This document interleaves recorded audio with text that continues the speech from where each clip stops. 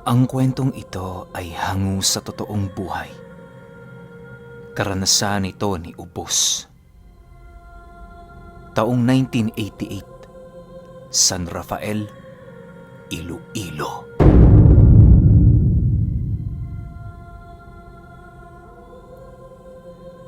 Itong mga panahong ito, nakahiligan na ni Ubos na mangisda sa dalampasigan tuwing papalubog ang araw.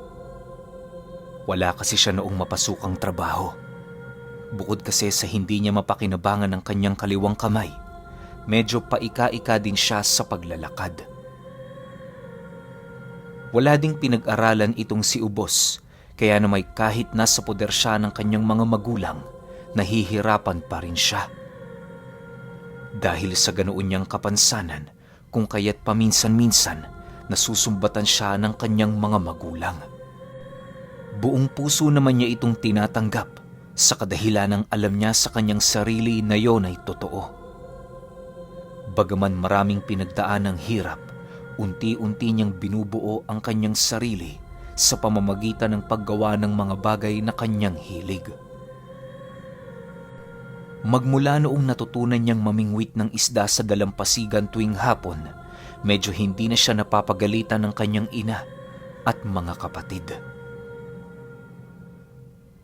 Sa loob ng halos humigit 5 buwang pamimingwit nitong si Ubos, marami na siyang naipundar sa kanilang tahanan.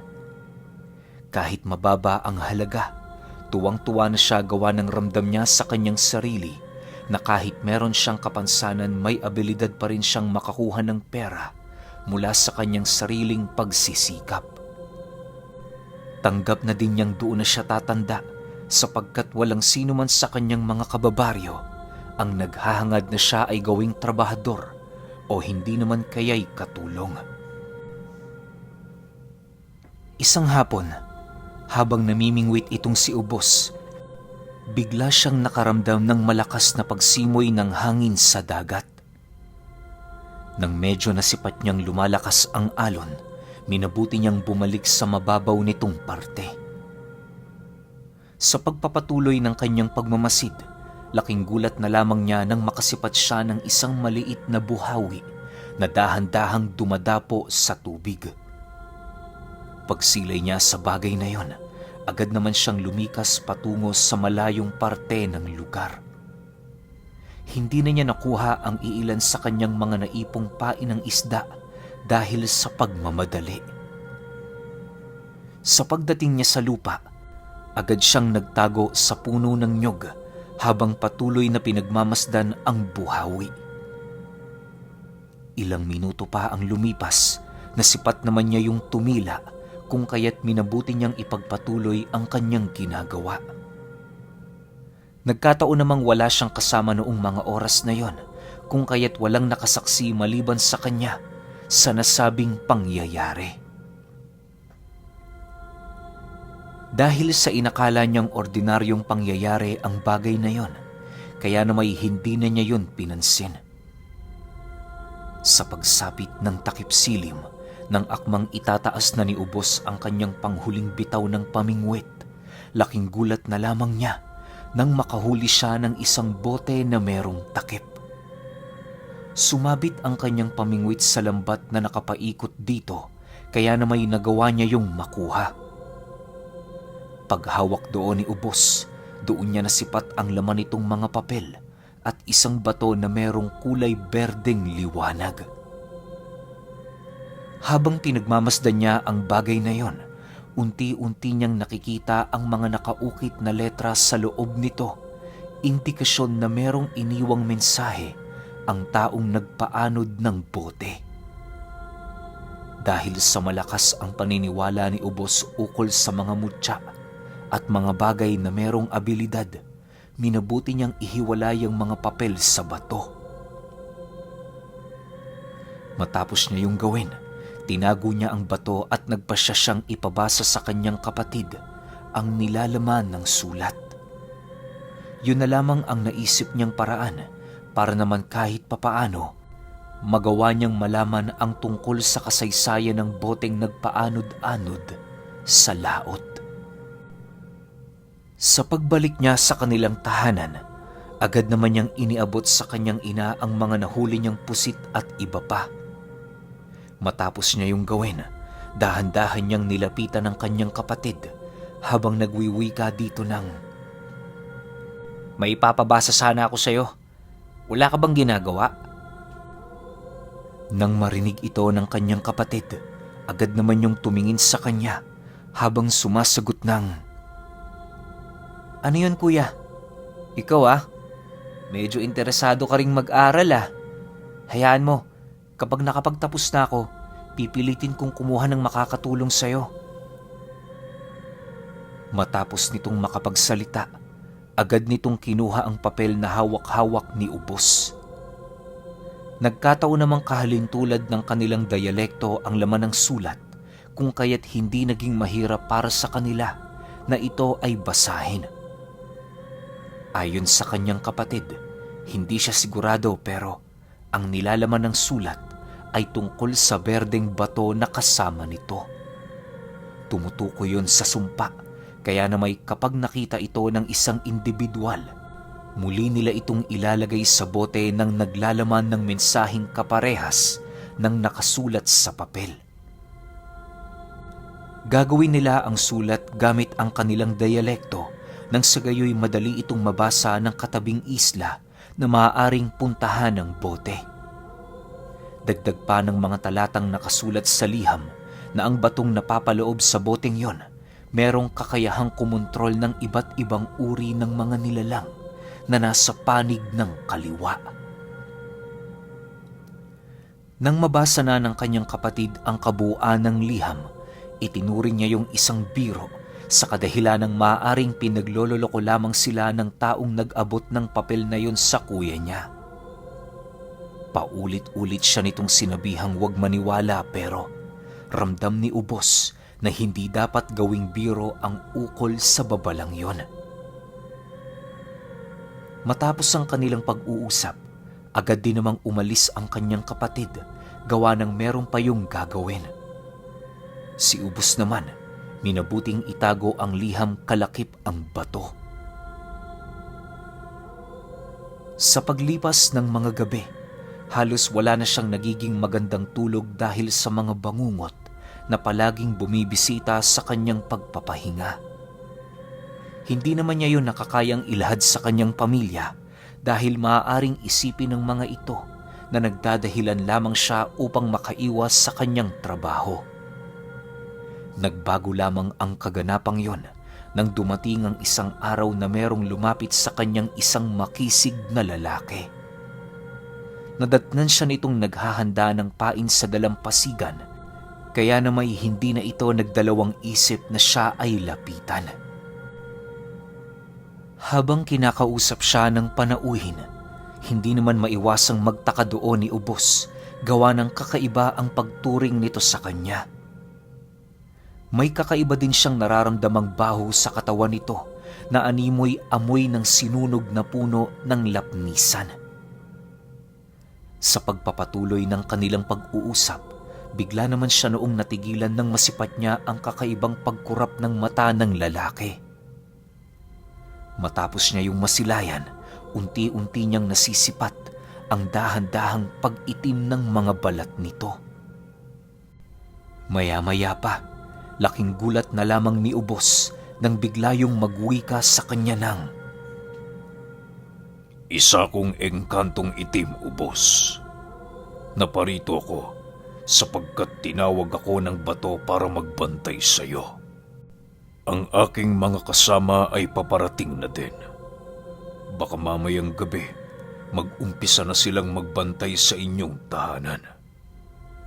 Iyo sanang maintindihan na magmula ngayon anuman ang naisin ninyo, masusunod ito." Matapos nitong makapagsalita, inilublob nito sa tubig ang kanyang kamay at kasabay nito ang pagpasok ng mga isda at pugita sa kulungang daladala ni Ubos. Dahil sa pangyayaring yon, nanatili naman siyang tahimik sa kabila ng mga bagay na kanyang narinig. Kahit alam niyang nasa harapan na niya ang nilalang, hindi pa rin siya makapaniwala na parabang isang panaginip lamang ang mga bagay na kanyang nasisilayan. Sa pagdilim ng paligid, doon pa lamang siya nagpasyang umuwi.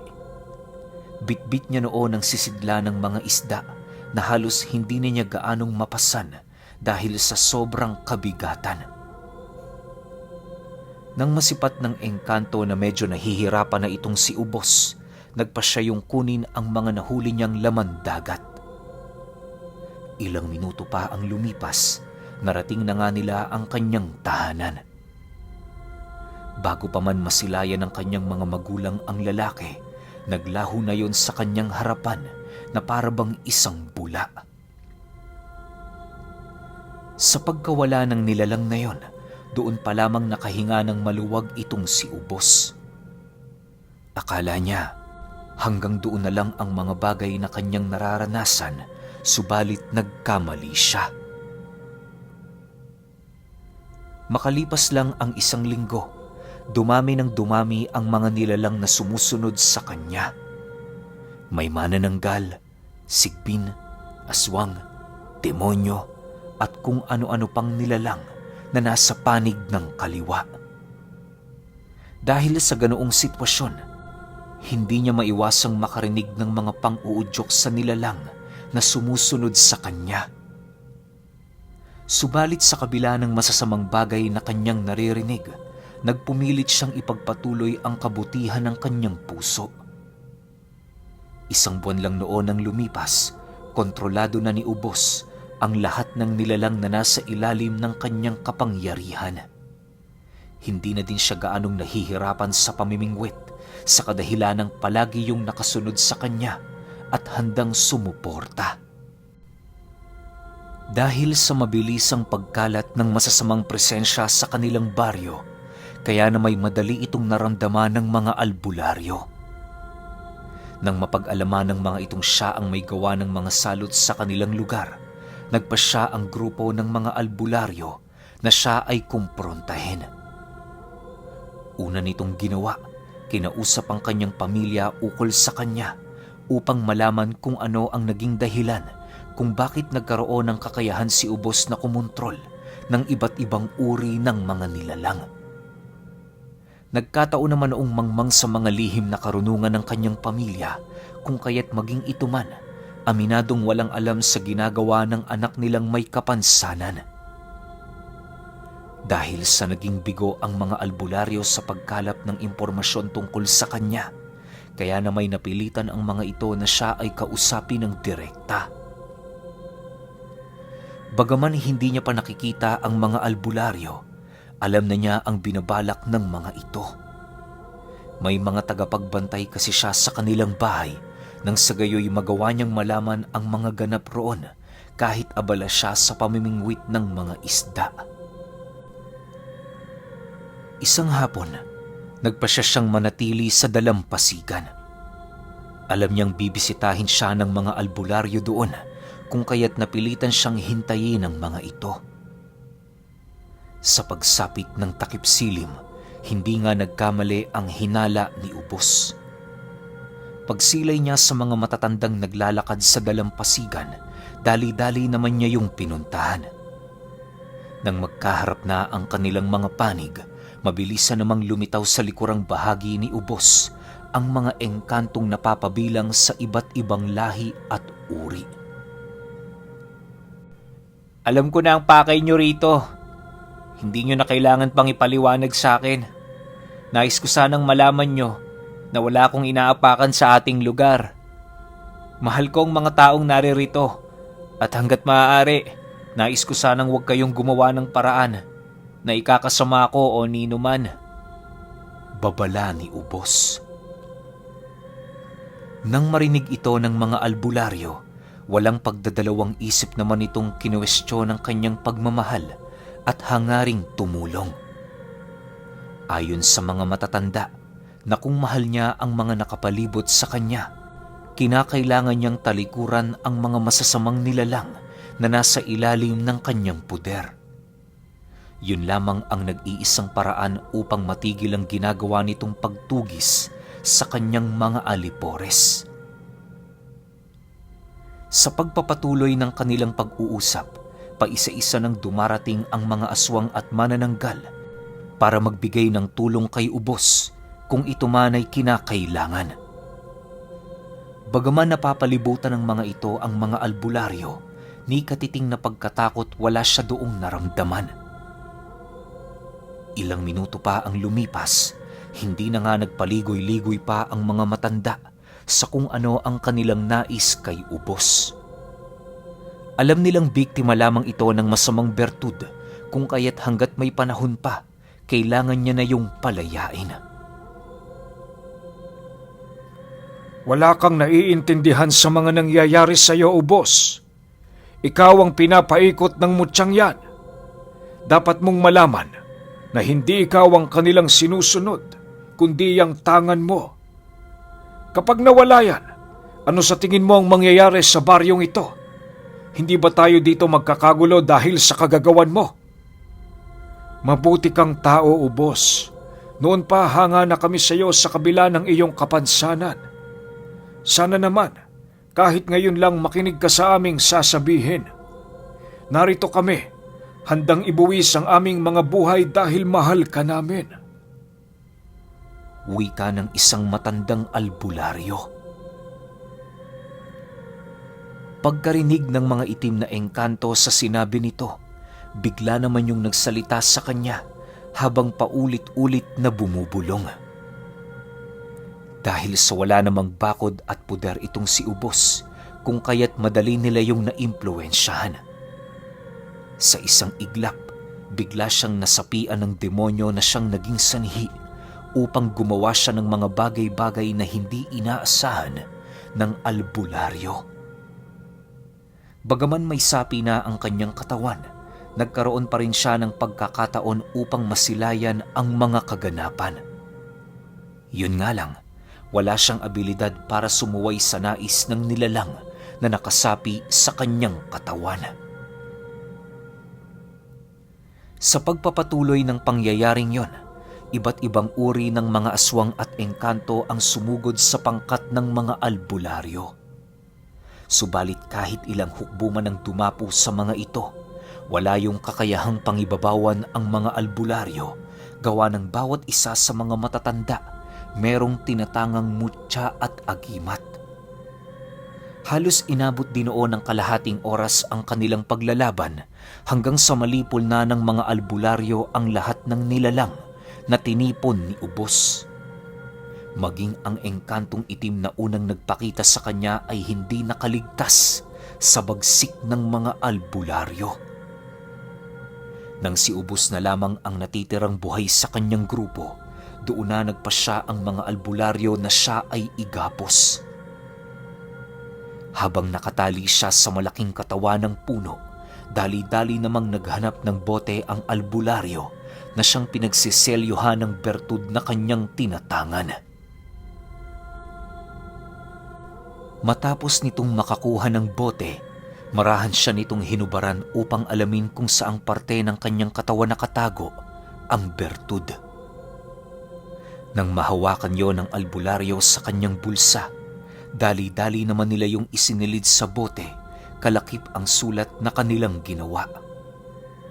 Pagbitaw ng albularyo sa boteng yon, muli silang nakasilay ng isang buhawing bumaba sa dagat at mabilisan din namang naglaho.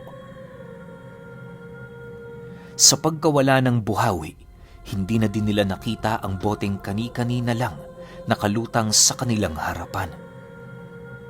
Pagbalik ng katahimikan sa paligid, bigla din namang nawala ang sapi sa katawan nitong si Ubos. Nang medyo mahimasmasa na siya, doon pa lamang niya naunawaan ang mga pangyayari. Dahil sa hindi pa sigurado ang mga albularyo kung malinis na ba ang katawan niya, minabuti ng mga itong dalhin siya sa kanilang tahanan. Doon na natili si Ubos ng halos humigit 1 linggo, alinsunod sa panggagamot nito. Para maipakita ng mga albularyo ang kanilang pasasalamat sa kanya, nagpasya ang isa sa mga ito na alukin siya bilang isang disipulo. Nang marinig ni Ubos ang alok ng albularyong yon, hindi na siya nakatanggi pa.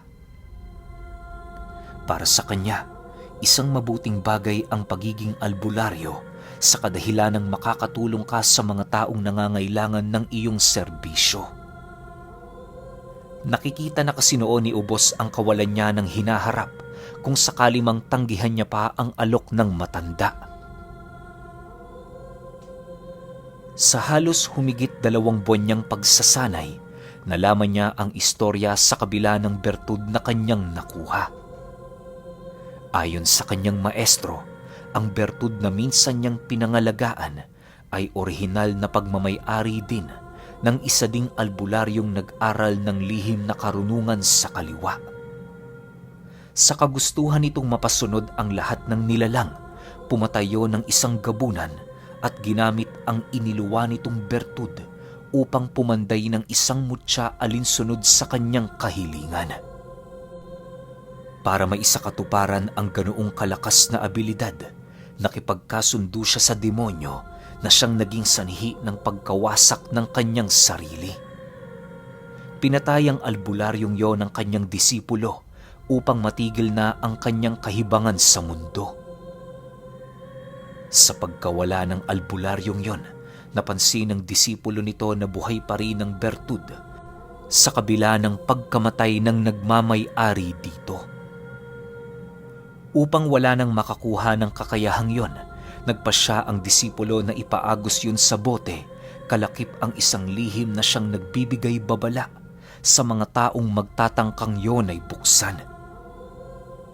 Sa pag-anod patungong laot ng bote, singbilis din ng hangin ang pagkalat ng balita sa lahat ng albularyong malapit sa lugar na pinangyarihan ng digmaan. Ipinasapasa ang impormasyong yon upang alam ng lahat ng albularyo ang tungkol dito. Nagpalaganap din sila ng babala sa lahat ng taong kanilang makausap para naman kahit papaano alam na nila ang kanilang gagawin sa oras na magpakita sa kanila ang boteng naglalaman ng sinumpaang bertud. Dagdag pa ng kanyang maestro, humigit 5 taon ding nanahimik ang bertud na yon hanggang sa dumating ang puntong matuklasan ito ni Ubos. Kaya lang naman nila nalaman na siya ang kasalukuyang nagmamay-ari ng bertud ay dahil sa mabilisang paglaganap ng mga aswang sa kanilang lugar. Bibihira mangyari sa baryo nila ang ganoong kaganapan, lalo pat marami na sila doong pinatay na mga aswang. Walang pagdadalawang isip ding inilahad ng kanyang maestro sa kanya ang plano nitong siya ay kitila ng buhay sa oras na mapansin ng mga ito na tuluyan na siyang sinakop ng masamang presensya. Pasalamat ka, Ubos. Ika'y isang mabuting tao. Kung nagkataong may ugaling demonyo ang nakakuha sa bertud na yon, talaga namang manganganib ang ating baryo. Ngayon, pag-igihan mo ang iyong pagsasanay. Darating ang panahon na ikaw naman ang tutulong sa mga taong nangangailangan. Wika ng kanyang maestro matapos nitong mailahad ang istorya tungkol sa boteng may lamang bertud. Lumipas pa ang ilang taon. Marami ng karanasan itong si Ubos. May mga nagagamot na siya noong naaaswang o hindi naman kaya'y ginagambala ng mga kaluluwang hindi matahimik. Ang tanging hindi niya lang kayang gawin noon ay ang paghilot ng mga baling ginawa ng mga engkanto. Sa pagtanda ng kanyang maestro, siya na nga ang nagmay-ari ng mga gamit nito. Tuluyan na din siyang bumukod sa kanyang mga magulang para maipagpatuloy ang kanyang dakilang gawain. Bagaman aminado ang mga itong nagkulang sa kanya, hindi na niya yon pinakitaan ng sama ng loob. Para kay Ubos, hindi bagay sa isang albularyo ang magtanim ng galit sa kapwa, lalo pat kung kadugo mo ito. Nakakapagpatawad ang Panginoon, kaya walang karapatan ng tao na hindi magpatawad. Sa humigit 5 taon niya sa larangan ng panggagamot, unti-unti na siyang nakilala bilang may kapansanang antingero. Hindi kasi nakontento itong si Ubos na manatili lamang bilang isang albularyo. Ang ginawa niya, kapag nagkaroon siya ng ipon galing sa mga abuloy, naglalakbay siya sa iba't ibang panig ng lugar para lamang makipagtagisan sa mga pistahan. Tiwala din naman kasi itong si Ubos sa kanyang abilidad, lalo pat hindi rin naman pipitsugin ang tinatangan niyang mutya. Kahit alam niya sa kanyang sarili na wala na siyang makukuhang malaking salapi sa ganoong tagisan, patuloy niya pa rin yung ginagawa. Para sa kanya, isang kaligayahang maituturing ang ganoong pagtitipon ng mga antingero na nanggaling pa sa iba't ibang panig ng mundo. Hindi man sa pagmamayabang pero kahit matanda na itong si Ubos, wala pa ring nakakadaig sa kanya sa duelo. Maaaring hindi niya mapakinabangan ang kanyang kaliwang kamay, pero kapag tinamaan ka naman ng kanan nito, paniguradong mahimbing ang tulog mo ng 1 linggo. Pagising mo niyan, puyat ka pa. Pero alam niyo ba, na kahit sa kahuli-hulihang hininga ni Ubos, hindi pa rin niya makakalimutan ang kanyang karanasan noong nakapulot siya sa dalampasigan ng bertud ng gabunan na nasa loob ng bote.